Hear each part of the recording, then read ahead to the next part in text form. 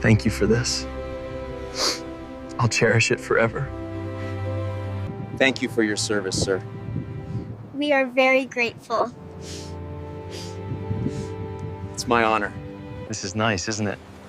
Just you and me. Yeah.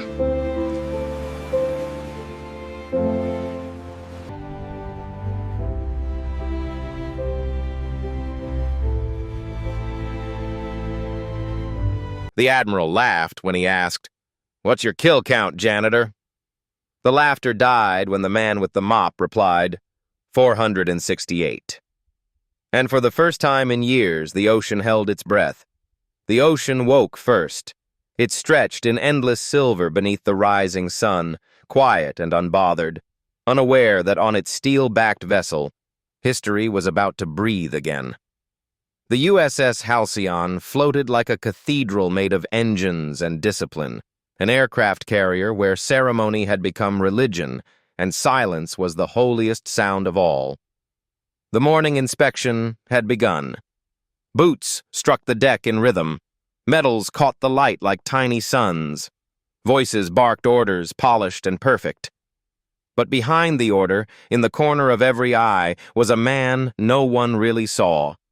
He wore faded green coveralls. Sleeves rolled to the forearms, name patch frayed from years of washing. Carter. Michael Carter. He pushed a mop bucket across the glistening deck, head bowed, movements deliberate and steady, neither hurried nor slow. Just enough to remind the world that peace, for some men, is a form of repentance. Beside him walked a little girl no taller than his waist. Emily, 6 years old. Her blonde hair danced in the wind, and in her small hand she held a single red rose. Its stem was still wet with morning dew. "Daddy," she whispered, tugging at his sleeve.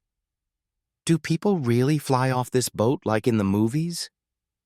Michael smiled, one of those smiles that didn't quite reach the eyes. "They do, sweetheart. Some fly away and come home again." He paused, his gaze turning distant. "And some don't." Emily nodded as though she understood. Children often do, long before they can explain why. A few sailors passing by glanced at the janitor and the girl. One smirked, another whispered. The youngest among them laughed softly, shaking his head. "Maintenance crew bringing his kid to work? Guess the Navy's hiring babysitters now." Michael heard it. He always did. He didn't react. You can't shame a man who's already buried the worst parts of himself. The ship's loudspeaker crackled. "All hands prepare for Admiral's presence on deck." Sailors straightened, lines tightened. The air itself seemed to salute. Emily's little hand gripped his fingers tighter. "Are we supposed to stand like them?" Michael crouched beside her. "No, baby.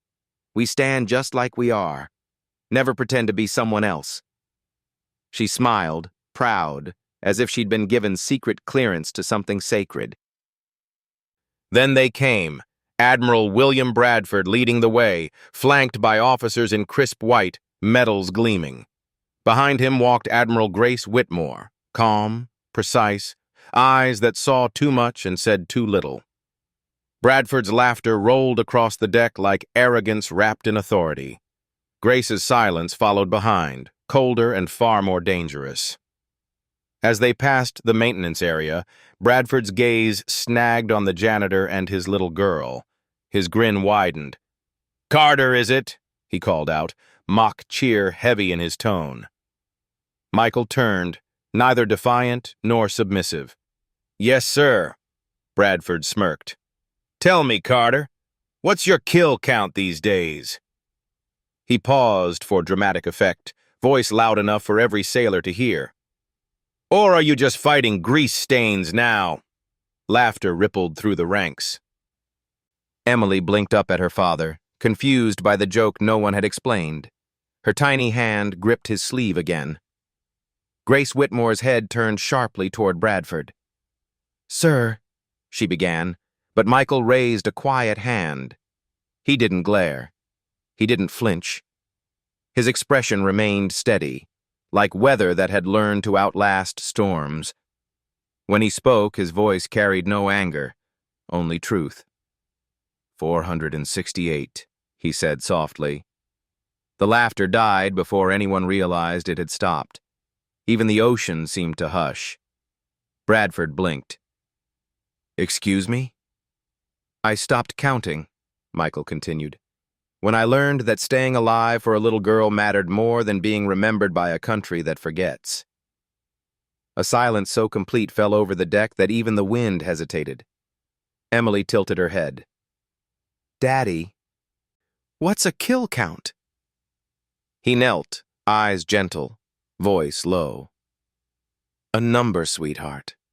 One that never feels like pride. Grace Whitmore's gaze lingered on him, searching. The kind of look only someone who's seen battle gives another who's survived it. Bradford's smirk evaporated into unease. That's quite a story, Janitor. Michael simply nodded. It's not a story, sir. It's the reason I mop instead of fly. And then he turned away, lifting his daughter into his arms. The rose she had given him earlier brushed his shoulder, its red petals trembling in the wind. Grace's voice broke the silence. Admiral Bradford, she said evenly, perhaps next time we'll measure a man by his courage, not his uniform. Bradford said nothing. He couldn't. As Michael carried Emily across the deck, the sailors parted quietly, not out of order. Out of reverence. The legend they'd mocked had just walked through them, mop in one hand, his daughter in the other. Later that evening, whispers spread through every hallway and bunk room. 468. Some called him a liar, others a ghost. But the veterans, those who knew what death sounded like when it was too close to breathe, said only one word: Wraith. And in her quarters, Admiral Grace Whitmore sat alone, the word echoing through her mind. She opened her private archive, typed Michael J. Carter, and froze when the file appeared. Status: KIA. Classification: Level Black. Operation Selene. Her hand trembled slightly as she whispered, How does a dead man mop my decks? Outside, the storm gathered strength. The ocean rolled, restless and waiting. And somewhere in the quiet below deck, a janitor tucked his daughter in, kissed her forehead, and whispered the only prayer he still remembered. For once, let peace be enough. Breathe. The ocean never sleeps. It only pretends to. By the time dawn crept across the horizon, the USS Halcyon had already returned to its ritual rhythm, engines breathing, sailors shouting, brass gleaming. To an outsider, everything seemed normal again. But beneath the noise, something had shifted. A rumor had entered the bloodstream of the ship. It moved through corridors faster than orders, whispered between cups of coffee and under the hiss of welding torches. 468. Some said it was a joke. Others said it was the number that silence owed to the dead. Admiral Grace Whitmore sat alone in her quarters, light from the monitor washing across her face. The hum of the ship's ventilation was the only sound besides her steady breathing. She wasn't supposed to open this file, not without clearance, not without permission from people whose names she wasn't even allowed to read aloud. But she did it anyway. File: M.J. Carter. Deceased classification: Operation Selene. Black. Reason for seal: National stability. Her finger hovered over the document title, then pressed enter. The file opened like a wound. Mission details scrolled across the screen in black and red. Aerial engagement in restricted desert coordinates. Friendly fire error. 39 dead. Civilian casualties classified. Pilot: Michael J. Carter. Call sign: Wraith. Status: KIA. Body: unrecovered. Report: signed by General Cole Stanton. Grace leaned back in her chair, exhaling through her teeth. Stanton. That name carried a shadow across every corridor of her memory. The man built his empire on silence, the kind of silence that buried more than bodies. So if he had written Carter's death certificate, it meant one of two things. Either Carter had died inconveniently, or he had survived inconveniently. Meanwhile, below deck, Michael rinsed his mop in the maintenance sink and listened to the rhythm of the drain like it was music. He didn't look like a man haunted by war, just another worker with tired eyes and a steady hand. But his reflection in the steel basin gave him away. There was something in his gaze that only soldiers and widows shared. Emily sat on a stool nearby, swinging her legs, humming a tune she'd invented. The rose from yesterday lay beside her, its petals bruised but still red. "Daddy," she said suddenly. "Everyone's talking about numbers." Michael froze mid-motion. "What kind of numbers, sweetheart?" "The kind you said." He looked at her reflection in the water. Her innocence was a mercy he didn't deserve. "Sometimes," he said quietly, "numbers are just ghosts pretending to be math." She tilted her head, puzzled, then nodded as if she understood. She always did. In the officers' conference room above, Captain Ethan Hale was pacing. Grace had called him there without explanation. The look in her eyes told him everything he needed to know. This was not about discipline. This was about truth. "He's supposed to be dead," she said flatly, sliding the file toward him. Hale read the top line, then stopped. "Operation Selene. I've heard of it, but it was sealed before I graduated flight school." Grace nodded. "Because it was a failure dressed as a victory. Stanton buried the evidence, including Carter. Why would he fake a death? Because Carter disobeyed an order." She met his eyes. "And saved people Stanton wanted forgotten." Hale exhaled, leaning against the wall. "So the Navy's janitor is the ghost of its conscience." Grace's tone sharpened. "Keep your voice down. Stanton still has allies on this ship." That night, the storm rolled in. Hard rain, unbroken wind, lightning flickered against the sea like camera flashes from God.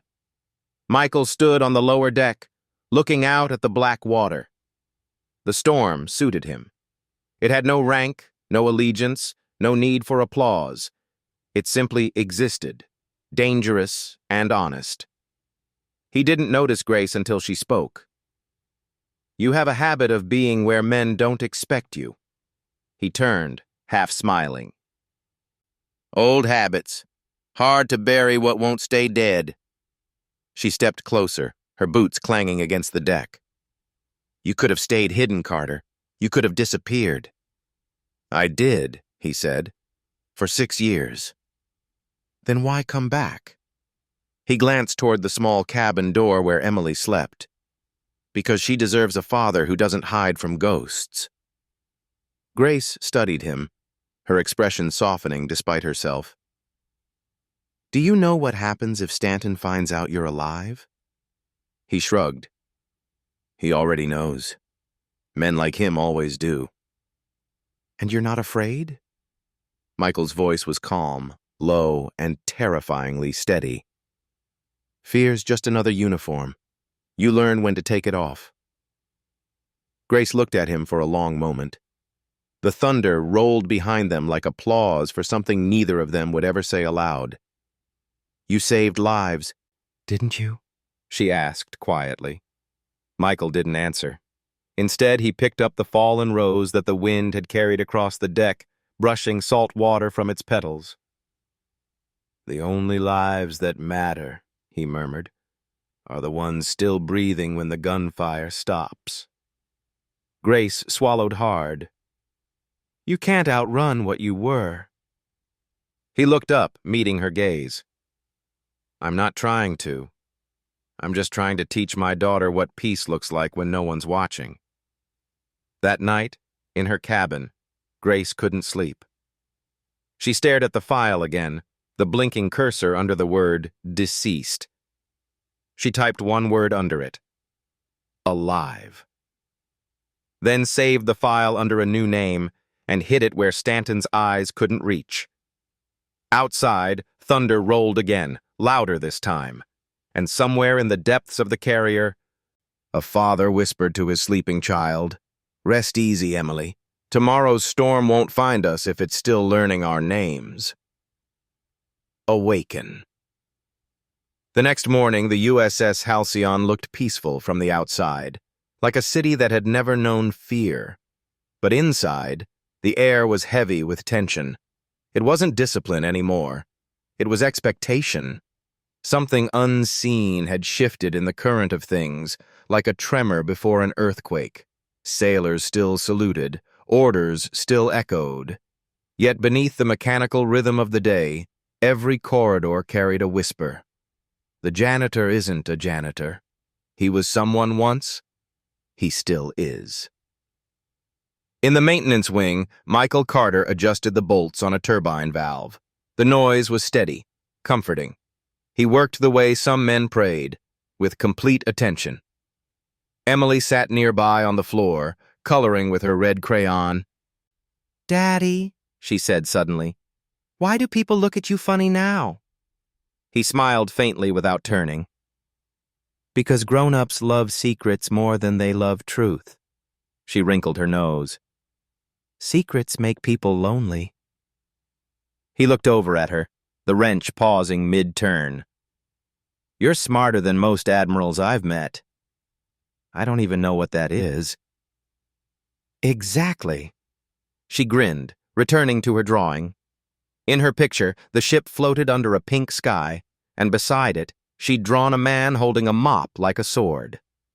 Far above, Admiral Grace Whitmore stood in the observation deck, watching the sea through the glass. Her reflection overlapped with the horizon, a ghost trapped between sky and water. She hadn't slept since she'd read Carter's file. The knock at her door was soft but urgent. "Come in." Captain Ethan Hale entered, carrying a tablet. His voice was low. "Ma'am, I think you should see this."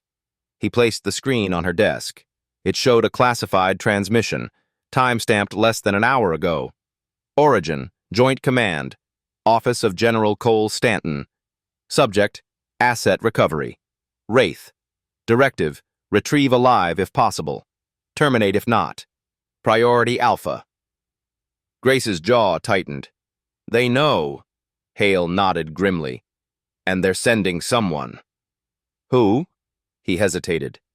"A Black Ops containment unit. No insignia, no record. Arrival within 24 hours. Grace looked out the window again, her voice a whisper. "He saved lives, and now they'll end his for it." That evening, the wind began to shift. The sea darkened, restless. The storm that had been sleeping on the horizon opened its eyes. Michael could feel it before anyone else. The vibrations under his boots changed pitch, a subtle warning only pilots could hear. He set the wrench down and looked toward the upper decks. He didn't need radar. He'd lived enough storms to know when the sky itself was listening. In the mess hall, sailors gathered in clusters, pretending not to gossip. The story had spread far beyond whispers now. 468, one man muttered. "You think that's true?" Another shrugged. "If it's him, it's true." Chief Marcus Doyle, the old engineer, overheard them. He stirred his coffee slowly, eyes on the table. "Boys," he said, voice gravel and truth, "that number ain't for counting. It's for remembering." "What do you mean, Chief?" He looked up, tired and steady. "Means he's been to hell and came back quiet. You meet a man like that, you don't ask for stories. You just thank him for mopping the floor so the rest of us can walk straight." The room went silent after that. Later that night, Grace found Michael standing alone on the lower deck. the wind whipping through the rails. "You felt it too," she said. He didn't look at her. The sea's too calm before a hit. Always is. "They're coming, Carter." Stanton sent a retrieval team. He gave a small, humorless smile. Containment. He loves that word. Makes murder sound administrative. "You should run." "I've spent my life running," he said quietly. "It's time I teach my daughter that ghosts can stand still." Grace stepped closer, the stormlight flickering across her face. "You realize what you're walking into?" "Yes," he said. "My past." "And you think you can win?" "I don't need to win." He turned then, meeting her gaze. "I just need to make sure Emily doesn't grow up thinking silence is safety." Grace's throat tightened. She had seen hundreds of men with medals who never spoke like that. "You're not what the Navy told us you were." He chuckled softly. "Neither are they."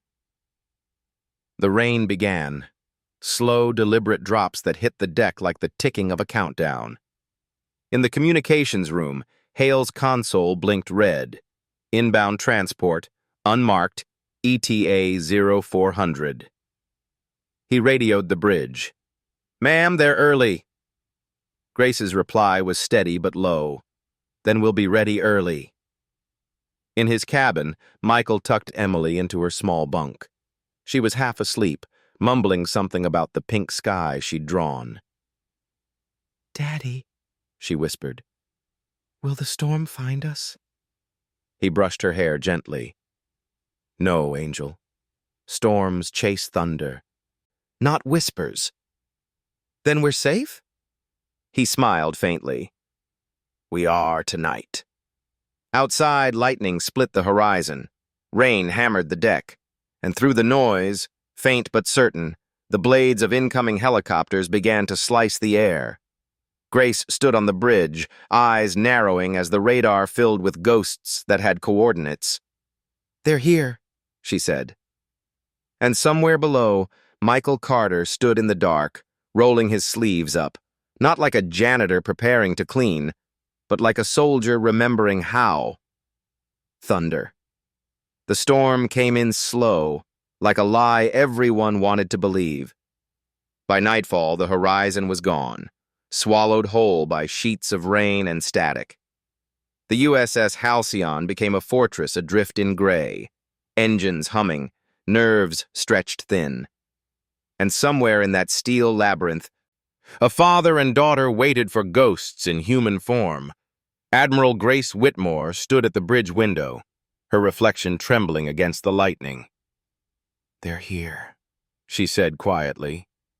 The radar showed 3 inbound crafts, no insignia, no call signs. Black Ops, Stanton's dogs. Captain Hale looked uneasy. "Their transponders are dark. They're masking under the storm's noise." "Of course they are," Grace murmured. "Monsters don't knock."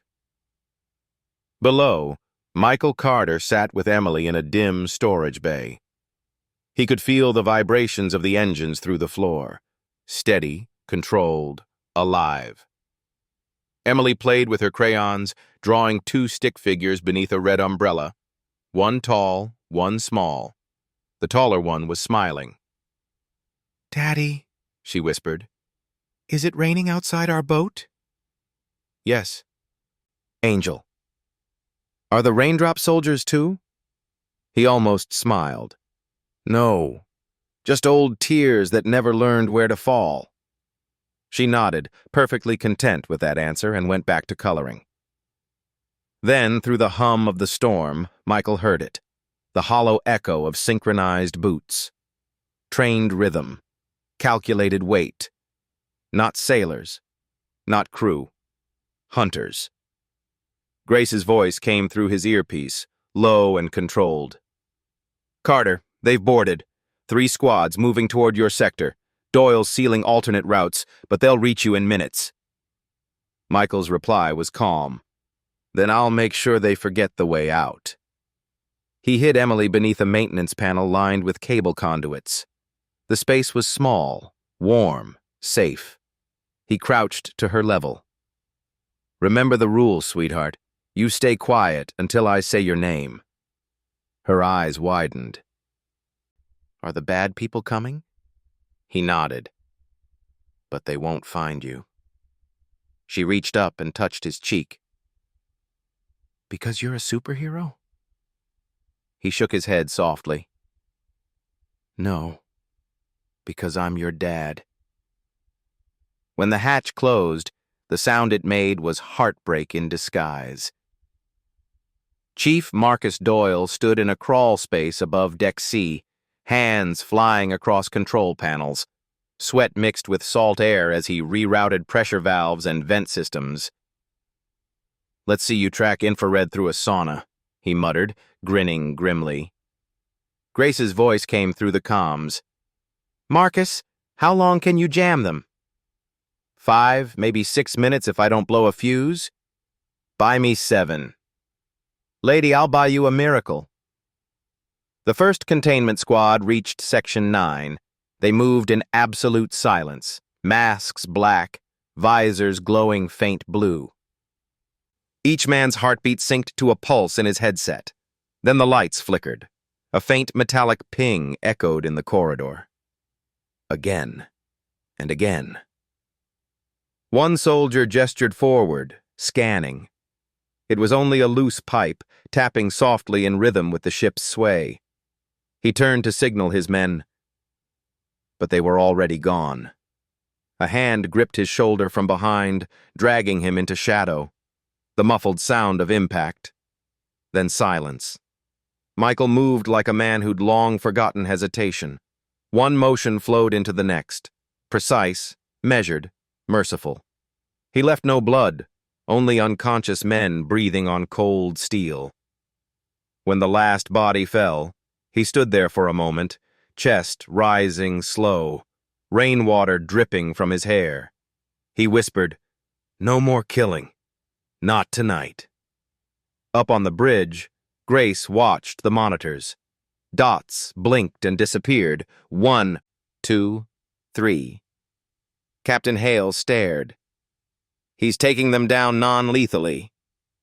"Because he's done fighting wars," Grace said. "He's just cleaning up the ones they left behind." Then a red alert flashed across her console. Incoming transmission. Priority black. Source: General Cole Stanton. Message: recover the child, terminate the father. Grace's hand clenched around the armrest. "Cut the uplink." "Ma'am, it's piggybacked through the drone feed. I can't—" "Then burn the feed," she snapped. "I'll not have him murdered on my deck." In the engine bay, the second squad arrived. The air was thick with vapor, the turbines humming like beasts in slumber. They advanced slowly, weapons raised. Then the nearest light flickered, and Michael stepped from the dark. He didn't shout. He didn't warn. He simply moved. The first soldier fell before the others understood motion. The second stumbled backward into a valve pipe, weapon sliding away. The third swung his rifle, too wide, too slow.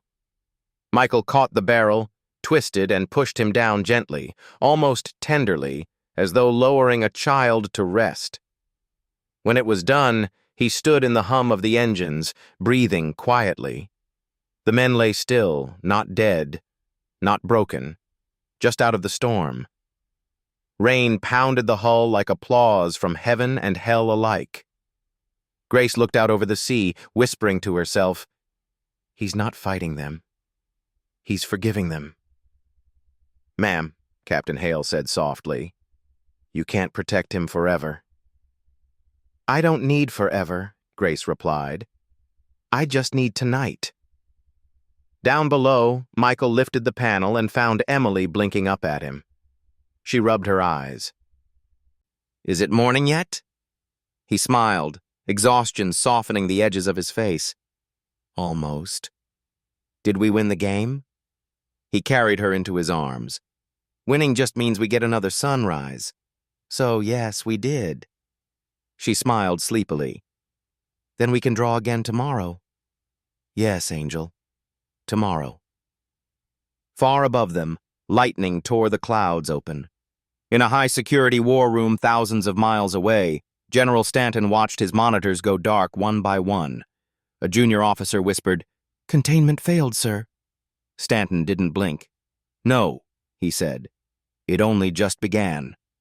Stillness.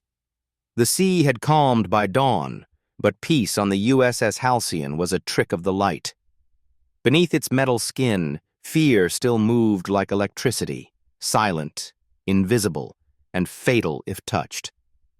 The men who'd come for Carter were gone, left alive but shaken. Their bodies had been retrieved under cover of rain. Their minds would take longer to recover. But Grace Whitmore knew that General Stanton wouldn't stop there. Men like him never mistook failure for defeat. She stood alone at the bridge as morning burned away the storm's mist. From her vantage point, the ocean stretched in all directions, limitless, deceitful, too quiet. Captain Hale entered, holding a report. "Ma'am," he said, "containment team's chopper retrieved the survivors at 0400. They didn't leave any identifiers, but the drone network's reactivated. Someone's still watching us." Grace didn't turn. "How far?" 5 miles out, maybe less." Keep comms silent. If Stanton's listening, I'd rather give him a sermon than a signal. Hale hesitated. "Permission to speak freely?" "Granted. You're risking everything for a man who won't even tell us who he really is." Grace turned now, eyes steady. "He already did. He told the truth in front of the entire deck, and no one else on this ship had the courage to do that." Below deck, Michael cleaned the same section of floor he had the day before, his movements slow, deliberate, ritual more than work. He was no longer hiding. He was waiting. Emily sat nearby, tying ribbons into her doll's hair. She glanced up. "Are the bad people gone now?" "For now," he said softly. She studied him, then asked, "Did you hurt them?" He stopped mid-swipe. "No, sweetheart." "Did they hurt you?" He smiled faintly. "Not enough to matter." Her little face softened with relief. "Then we can go to the big city soon?" He paused. "Maybe one day. But right now, the sea still needs us." "Why?" "Because it forgets too easily," he said. "Someone has to remember." Grace found him later, sitting near the lower porthole, staring at the waves. "You disarmed 6 of Stanton's men," she said quietly. "You could have killed them all." Michael didn't look away from the sea. "Killing them would have been easy. Forgiving myself again wouldn't." Grace nodded slowly. "You know he'll send more." "Then I'll be here," he said. "The janitor's got plenty left to clean." There was something almost peaceful about the way he said it, as though violence were just another kind of weather, unavoidable, temporary, survivable. Grace studied him, then asked, "What really happened that day in Selene?" He closed his eyes. "A call came through with wrong coordinates. Command insisted. I refused. My wingman followed orders. He hit a schoolyard instead of a bunker." The words cracked the air like gunfire. Grace whispered, "And Stanton buried it. He called it treason. Why didn't you expose him?" Michael looked at her finally. "Because I was one of them. And you don't burn the uniform without burning what's underneath." The day dragged on in quiet unease. Maintenance crews worked slower. Conversations ended when footsteps approached. Even the sea seemed to hold its breath. By evening, Chief Marcus Doyle intercepted a transmission on a frequency no one was supposed to know existed. It wasn't Stanton this time. It was worse. The voice on the line was female, steady, precise. This is Director Halverson, Internal Security Division. Authorization Delta 9. Stanton's operation has exceeded mandate. Asset retrieval is now under direct supervision. Airborne unit inbound. Arrival at 2200. Do not interfere. Doyle's blood ran cold. They're turning the whole sea into a trap. He rushed to the bridge. Admiral, you'd better see this. Grace read the transmission, eyes narrowing. They're not sending another team, she said. They're sending an eraser. Hale blinked. A what?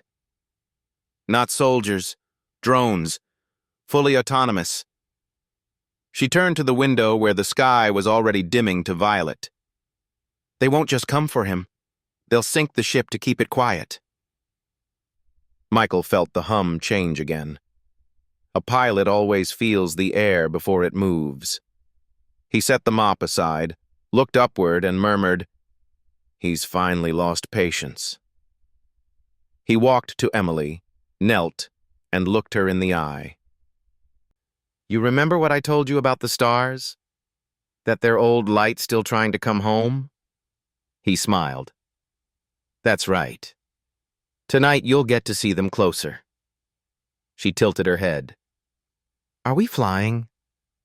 Something like that. He led her to a narrow maintenance lift that ran from the lower deck to the flight hangar. Grace met them halfway. You're planning to leave? He nodded. If they take this ship down, they'll blame you. I won't let that happen. I can protect you here. You can't protect what the system already erased. Then at least take help, she insisted. We can scramble a decoy, mislead the drones. No, he said gently. You've already done enough. Grace stared at him, realizing then what haunted him most. It wasn't guilt. It was survival. Where will you go?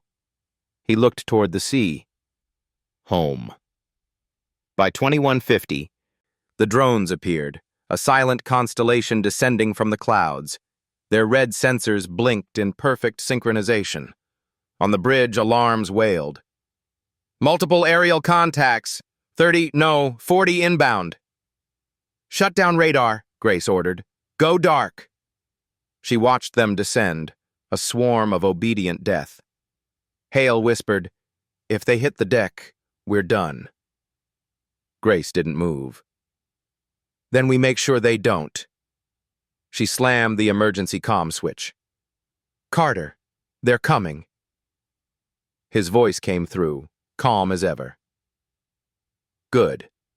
Let's remind them ghosts don't drown. In the hangar, Michael buckled Emily into the cockpit of an old, half-retired seaplane. She looked tiny among the switches and gauges. Daddy, where are we going? Somewhere quiet. Will you be with me? He smiled, heart breaking in silence. Always. The engines coughed once, then roared awake like a memory refusing to die. Outside, lightning tore the sky open as the first drones began their descent. Grace's voice filled his headset. They'll shoot you down before you clear the bay. Not if I climb through the blind spot they designed, he said. I helped build their targeting system, remember?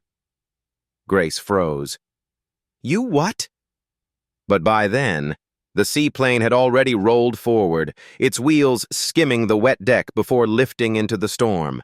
The drones turned in unison, locking onto the single rising signal. Grace whispered, Godspeed, Wraith. And the sky exploded into fire. The storm had teeth that night.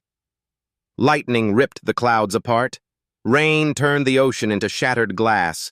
And above it all, one small aircraft climbed through chaos like a wounded bird refusing to fall. Inside the cockpit, Michael Carter's hands moved with impossible calm. Every dial flickered, every alarm screamed for attention. The old seaplane was never meant to fight the sky, but he had learned long ago that the limits of a machine were nothing compared to the will of a man with something left to protect. Behind him, in the co-pilot's seat. Little Emily clutched her seatbelt with both hands. The noise, the shaking. It should have terrified her. But she looked at her father, and the steadiness in his face told her everything she needed to know. "Daddy," she said, her voice trembling only a little. "Are we going home?" "Not yet," he said softly. "We still have to show them how light escapes the dark." Far below, the USS Halcyon was burning. The drones had descended like hornets, metal bodies slicing through rain, missiles slicing through silence. Grace Whitmore stood at the bridge, barking orders through static and chaos. "Redirect power to the starboard guns! Seal lower hatches! Where's the Admiral's clearance for defense fire?" Captain Hale shouted. "We don't have it. Command's gone dark." "Then we fight blind," Grace snapped. "If Stanton wants ghosts, we'll give him a haunting." The carrier roared back to life, its anti-aircraft cannons splitting the storm in half. Drones shattered mid-air, debris falling like dead stars into the sea. But for every one destroyed, 2 more replaced it. Grace clenched her jaw. "He's using swarm AI. They'll keep coming until they find him." Michael's radio crackled, Grace's voice breaking through static. "Carter, the drones have you locked. You won't clear the bay before they intercept." "I know," he said, adjusting the throttle. "That's why I'm not going over the bay." "What are you doing?"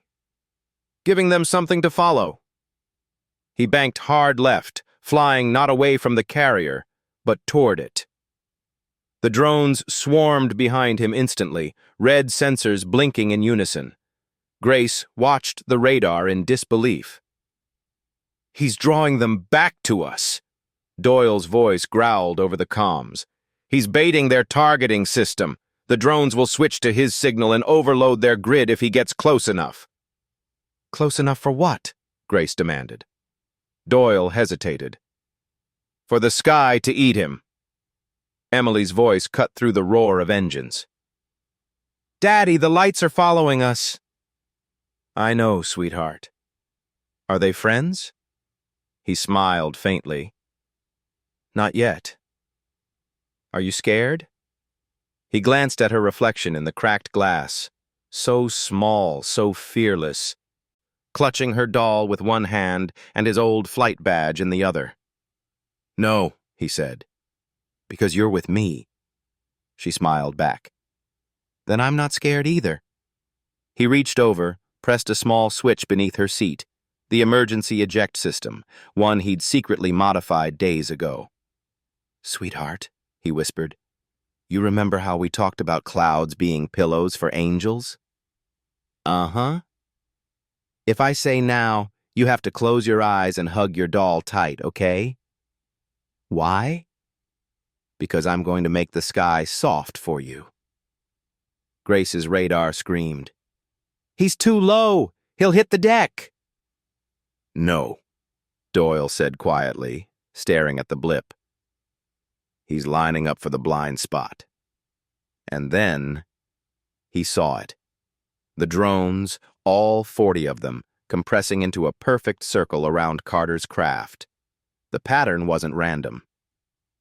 It was mathematical, a spiral of heat signatures forming around one man's pulse. Doyle whispered, "He's painting the target." The blip surged forward, the drones followed, and then white. Not fire, not explosion, just light. A silent implosion that turned the sky into dawn. When the sensors cleared, the drones were gone, every one of them. Their circuits fried by their own echo chamber, their signal looped back through Carter's transponder like a mirrored scream. But the plane was gone too. Grace stood frozen at the bridge window, rain streaming down her face. Captain Hale whispered, "No contact, no beacon. He's gone." She closed her eyes. "No. He wouldn't vanish without a reason." Doyle leaned against the console.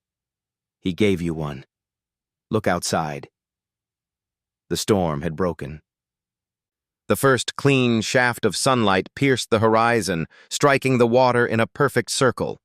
And within that ring of gold, a single object floated, small, delicate, miraculous, a red rose. Hours later, the sea had stilled. The fires were out. The sky was blue again, as if nothing had happened. Grace walked along the deck, her boots echoing against the steel. The sailors saluted her as she passed, but their eyes were fixed on the horizon, where the light had been.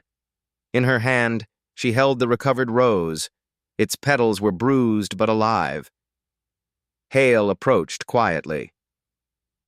"Ma'am, the girl's gone too." Her seat was empty when the rescue teams reached the hangar. No sign of ejection. Grace looked at the rose, then at the sky. "If he built what I think he built, she's already somewhere safe." "Do you really believe that?" Grace's eyes softened. "I have to." She turned to face the sea one last time. "He didn't die in the sky. He went home the only way men like him ever do, by becoming what the wind remembers." And as if the world had heard her, a faint echo rolled through the air. 3 short bursts, one long. Old pilots knew that sound. A distress code, turned into farewell. Alive. Grace smiled through tears. "Goodbye, Wraith." The storm had left behind silence, too complete to trust. By morning, the USS Halcyon drifted through a gray calm, the kind that follows miracles and demands an explanation. The sea, once furious, now mirrored the clouds with deceptive peace. The crew moved like ghosts. Sailors spoke in half-whispers. Every clang of a wrench or echo of a boot sounded like an intrusion into something sacred. Even the waves seemed to hold their breath, waiting for someone to name what had just happened. Admiral Grace Whitmore stood on the observation deck, her uniform still damp from the night before. In her hand was a single photograph, grainy, sun-faded. It showed a younger Michael Carter in flight gear, standing beside a fellow pilot whose name had been redacted from every file she'd ever seen. In the corner of the photo, just barely visible, was a small girl with a red balloon. Captain Ethan Hale approached quietly, holding a thermal report. "Ma'am, we've finished sweeping the area. No wreckage, no transponder, not even a trace of fuel residue." Grace didn't look away from the horizon. "And the drones?" "Every one of them burned out midair. Circuits fried clean through. Whatever he did up there, it wasn't in any manual." "No," she murmured, her tone equal parts awe and grief. "It was in his blood." She turned to face him. "Anything from command?" "Nothing. Stanton's gone silent. They won't acknowledge the operation." Grace gave a bitter smile. "They never do when a man makes them look human." Far from the carrier, somewhere beyond the mist, a small fishing vessel rocked in the morning tide. The old man who captained it, barefoot, half-blind, and wholly alive, squinted toward the bow when he heard a soft thud. Something had struck the deck. He shuffled forward, expecting driftwood. Instead, he found a parachute tangled around a child, a little girl. She was unconscious, but breathing, her tiny fists clenched around a crumpled drawing of a red rose and an airplane flying toward a pink sky. The old man knelt, unwrapping the cords carefully. "Easy there, little bird." Her eyelids fluttered. Then faintly, she whispered, "Daddy said the sky would be soft." The old man looked up at the endless expanse above them and muttered, "Seems he was right." Back on the Halcyon, Grace received a transmission from a civilian distress frequency, coordinates 20 miles northeast. The operator's voice trembled. "This is the fishing vessel Lucinda May. We, found a child at sea. Female, 6 or 7 years old, wearing a life harness with Navy markings. She's alive, ma'am. Says her name's Emily Carter. Grace closed her eyes, steadying her breath. Tell your captain to hold course. We'll retrieve her within the hour. She lowered the radio slowly. Captain Hale's face lit with cautious hope. He did it. No, Grace whispered. He chose it. When they brought Emily aboard, the entire deck went still. Her hair was tangled from salt and wind, her cheeks pale but warm. She clutched her drawing like it was scripture.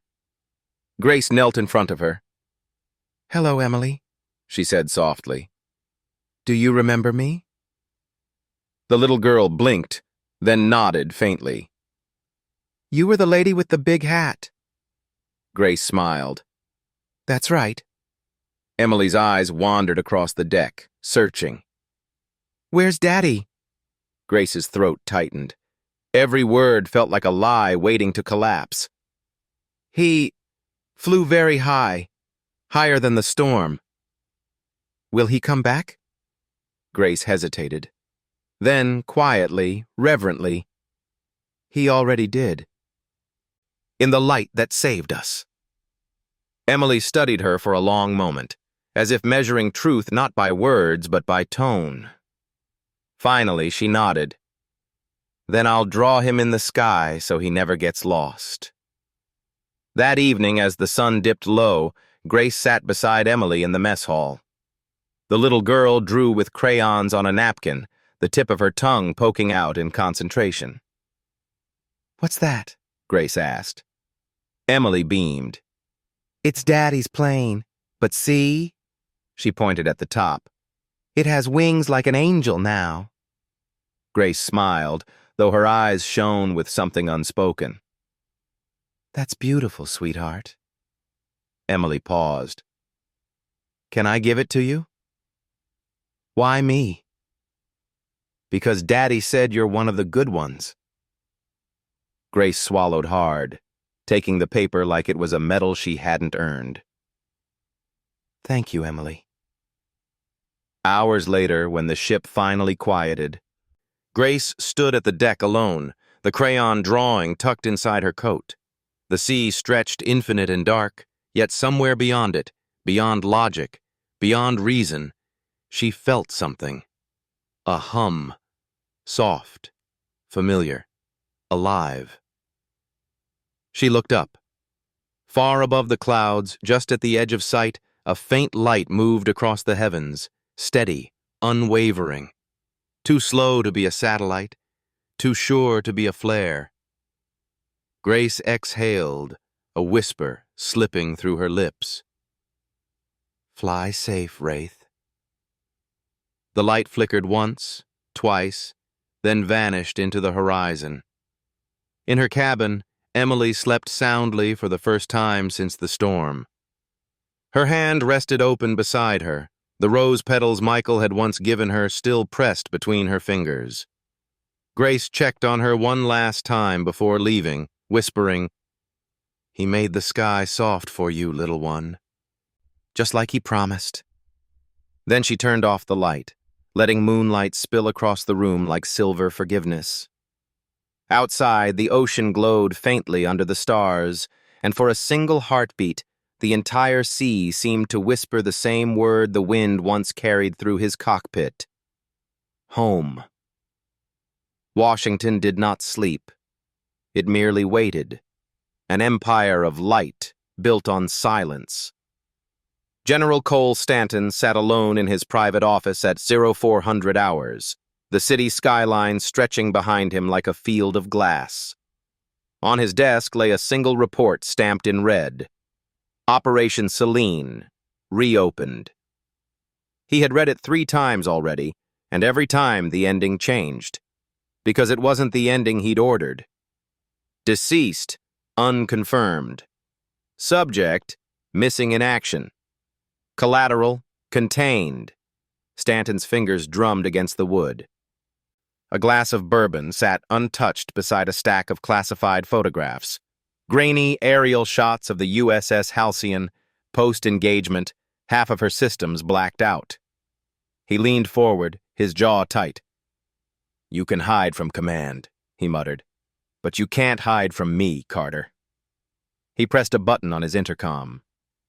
"Get me Director Halverson." A voice answered almost instantly.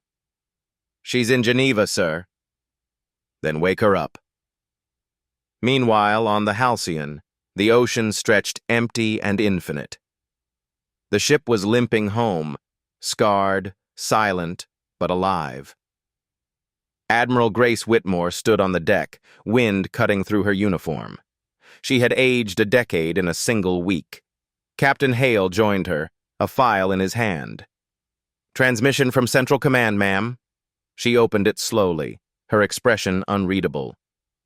"You are ordered to submit a complete incident report regarding unauthorized engagement and loss of classified technology. Maintain operational silence. Await further directive." Grace folded the message neatly and handed it back. "You know what this means."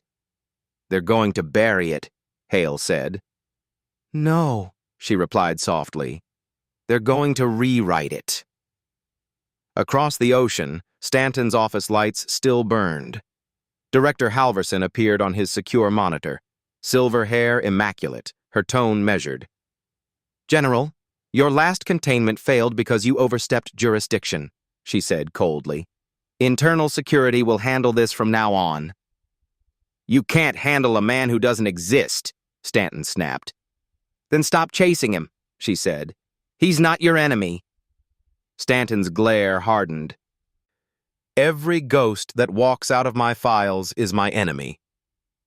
"Ghosts, General," she said, "are what keep empires honest." The line cut. Stanton exhaled sharply and turned toward the window.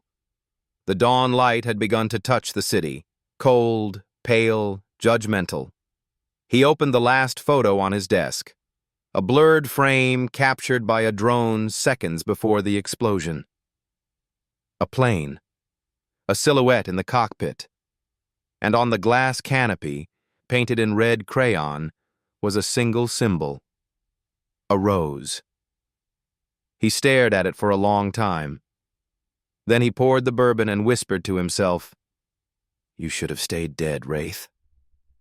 3 days later, in a naval hospital near Norfolk, Emily Carter awoke to sunlight. Her small hands were wrapped in bandages, her cheeks flushed with color again. Grace sat beside her, reading quietly from an old flight log. Emily stirred. "Where are we?" "In a safe place," Grace said gently. "You're going to be fine." Emily frowned. "Did Daddy send you to take care of me?" Grace hesitated, then nodded. "Yes, sweetheart. He trusted me too." The little girl smiled. "Then you're my captain now." Grace's heart twisted. "If you'll have me." Emily nodded solemnly. "But when Daddy comes back, I'll tell him you did good." Grace looked away quickly, blinking back the sting in her eyes. "I'd like that very much." That night, when the hospital had gone quiet, Grace walked outside to the small balcony overlooking the bay. The air was cool and salt-heavy. Lights from docked ships shimmered like constellations that had fallen into the water. She took a small envelope from her coat, Michael's flight badge, retrieved from the wreckage. It was warped by heat, its engraving barely legible. Captain M.J. Carter, Wraith. She turned it over.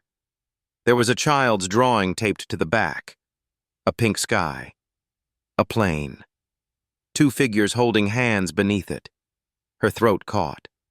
She whispered to the sea, "If you can still hear me, you kept your promise." The sky's soft now. And the wind, almost in reply, carried back a low, steady hum, distant, mechanical, and fading toward the horizon. She froze. The sound came again, a pattern this time. 3 short bursts, one long. Alive. She smiled, tears cutting through salt and moonlight. "Fly safe, Wraith." Back in Washington, Stanton received an encrypted message that night. No sender. No trace. Just 5 words glowing across his terminal. Tell your ghosts I remember. The general stared at it, jaw tight. For a moment, just a moment, his reflection looked like a younger man. The one who'd once flown beside Michael Carter before betrayal replaced belief. Then the screen went black. At dawn, Grace stood by Emily's bedside again. The girl was sleeping peacefully, her hand resting over a small rose petal she refused to let go of. Grace whispered, "Rest easy, little one. The sky's watching over you." Outside, a single contrail cut across the morning, thin, golden, and perfectly straight. And though no radar tracked it, every sailor who looked up swore they heard something faint beneath the wind, a heartbeat in the clouds, a promise kept, a name carried home. The morning Michael Carter woke to sunlight instead of alarms, he almost didn't believe it was real. A quiet coastal town stretched before him, the kind of place that smelled of salt, bread, and forgiveness. Wooden docks creaked beneath fishermen's boots, children chased gulls between weathered houses, and the sea whispered like a mother who had finally learned how to sing softly again. He stood on the porch of a small cottage overlooking the bay, dressed simply, gray shirt, rolled sleeves, hands rough but steady. Inside, Emily's laughter spilled through the window as she tried to teach a golden retriever named Daisy how to fetch a rose petal. Her giggles, the sunlight, the smell of coffee, they all felt borrowed, like fragments from a life that wasn't supposed to exist anymore. He leaned on the railing, eyes closing briefly. Every breath of ocean air carried memory, the roar of turbines, the weight of orders, the metallic echo of his own heartbeat in a cockpit far above the clouds. He should have been dead. But the sea had a habit of keeping secrets. 2 months earlier, a fisherman had found him half-conscious on a sandbar near the Carolinas. His parachute was torn to ribbons, his left shoulder shattered, his skin burned with salt and blood. Yet somehow, he was breathing. When asked who he was, he'd said, "Nobody." The old man who saved him, Captain Doyle, a retired seafarer with a missing leg and a memory like folklore, didn't push further. He simply muttered, "Nobody still needs breakfast," and took him in. For weeks, Michael healed in silence. The ocean washed the blood away. The wind erased the rank, the uniform, the ghosts. When he could finally stand without pain, Doyle handed him a broom. "If you can sweep a deck, you can start over," he said. Michael took it. Not because he needed work, but because it reminded him of something sacred. Peace wasn't an award. It was a practice. Now, as the waves shimmered under morning light, Doyle joined him on the porch, a mug of black coffee steaming in his hand. "You look better," the old man grunted. "Almost alive."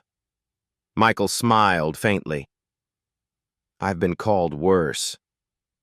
Doyle nodded toward the window where Emily was now wrapping Daisy in a blanket and declaring her a princess soldier. "She's a storm, that one," Doyle said. "She's my calm," Michael replied softly. Doyle studied him a moment, then said, "You know, you never told me what really happened out there." Michael looked toward the sea. "Would you believe it if I did?" "Son, I'm old enough to believe anything. Try me." Michael was silent for a long time. Then, finally, "I used to fly. Then I stopped. Then I fell." Doyle nodded slowly, as if that answer was more complete than it sounded. "Falling's just flying the wrong direction for a while." That earned the smallest chuckle from Michael. In Washington, General Cole Stanton's empire was beginning to crack. A whistleblower file had surfaced, anonymous, impossible to trace. It contained fragments of encrypted communications, orders signed under Stanton's authority, and footage of drone strikes marked unauthorized. The military press called it a leak. Grace Whitmore called it truth-finding daylight. When summoned to testify, she stood before a wall of cameras and said only one sentence. The Navy's honor does not exist to protect powerful men from their own ghosts. That single line broke through the silence of 1,000 careers. Within a week, Stanton was suspended pending inquiry. Within a month, he was gone, vanishing from the city the same way Michael had once vanished from the sky. But rumors lingered, like echoes in long corridors. And among those whispers was one name spoken in half belief, half prayer. Wraith. At the coast, life began again. Not with ceremony, but with small kindnesses. Michael and Emily planted a rose garden behind their cottage. Each stem grew stubbornly from salt-soaked soil, their petals stubbornly alive against the wind. When she asked him why roses, he said, "Because they remember the light even when the weather forgets it." Some evenings Grace called, never official, never long, just a voice carried through static and sea air. "How is she?" "Growing." "And you?" "Learning how to stay." Those few words became their ritual, their promise not to let the world rewrite what they knew was true. One evening, as dusk poured gold over the water, Emily came running from the shore, holding something tight in her hands. "Daddy, look what the waves gave back!" Michael knelt. Inside her palms lay a small, rusted dog tag. The name was barely legible. Carter, M.J. He turned it over. On the back, someone, maybe Grace, maybe the sea itself, had etched 3 words into the metal. "You kept peace." Michael stared at it for a long time, then closed her hands around it. "Keep this safe," he said quietly. "It's not just mine anymore." Emily smiled. "Then it's ours." He nodded. Ours. The waves whispered approval, brushing at their feet like gentle applause. That night, under a sky heavy with stars, Michael stood alone at the edge of the dock. The wind lifted his hair, carrying the faint scent of roses from the garden behind him. He looked up at the heavens, that endless place where he'd once fought, bled, vanished. And for the first time, he didn't see a battlefield. He saw a home. Behind him, Emily called sleepily, "Daddy, come inside. The stars are waiting for stories." He smiled. "They've been waiting a long time." As he turned back toward the cottage, the moonlight caught the water, and for a brief, impossible instant, the reflection of a plane shimmered across the surface. Wings of silver, haloed by light. Michael paused. His hand rose in quiet salute. Then he whispered, "Rest easy, brothers. I'll guard from here." And the night answered, soft and steady. The sea, breathing his name like a prayer, returned. Michael. Dawn came gently that morning, a thin veil of gold unfurling across the sea. The air was clean, weightless, as if the earth itself had exhaled after holding its breath for too many years. Michael Carter sat on the wooden steps outside the cottage, his elbows resting on his knees, a mug of coffee cooling between his palms. Behind him, the faint laughter of a 6-year-old girl floated through the window, mingled with the bark of a dog who had just stolen a sock and turned it into a victory flag. He smiled without thinking. Peace had a sound, not silence, but the small, ordinary noises of a life unguarded. Emily ran out barefoot, carrying her latest masterpiece, a piece of paper filled with red and yellow crayon strokes, a large sun, a tiny plane, and 3 figures standing beneath it. "Daddy," she announced proudly, "this one's for the Admiral lady." Michael took it carefully, as if touching something sacred. "What's it called?" Emily tilted her head, thoughtful. "The sky never forgets." He looked up at the horizon where the clouds were tinged pink by the rising sun. "You're right," he said softly. "It never does." By mid-morning, A black sedan rolled quietly down the coastal road. The tires crackled over gravel until it stopped near the cottage.